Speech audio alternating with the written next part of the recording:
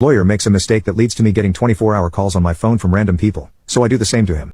He apologized and said that he ran a very small immigration law firm and that his legal assistant had quit, and it was her that made the phone number correction on the card, and he was far too busy to remember to make the correction every time he handed out his cards. He asked if I could just give the person calling the correct number. I told him that was almost impossible because 99% of his clients didn't speak English, to which he replied with "try your best," and hung up. This really frustrated me, but what could I do? For the next few months, I tried my best to correct people, but very few understood me and would repeatedly call me after I hung up on them. Then, one day, I was at the mall with friends. A lady at one of those kiosks asked if I'd like to enter a contest to win a trip to Florida or Mexico. My friend was like, "Don't. It's a timeshare scam, and as soon as they get your number, they constantly call you with you want a free trip that you have to pay fees for." That's when I had a great thought of how to get my petty revenge. I entered Colin W. into the contest. In fact, there were multiple contests at the mall I entered him into, from trips to free gym memberships to even gift cards. Side note, I've been receiving calls for this guy for almost a year. Besides his name and number, I looked up his law firm address and email online. Because he wouldn't take my call of me complaining, I had emailed him to get new cards and even wrote a snail mail letter to get him to fix his cards. I had a lot of downtime at work, so I started to enter him into contests online,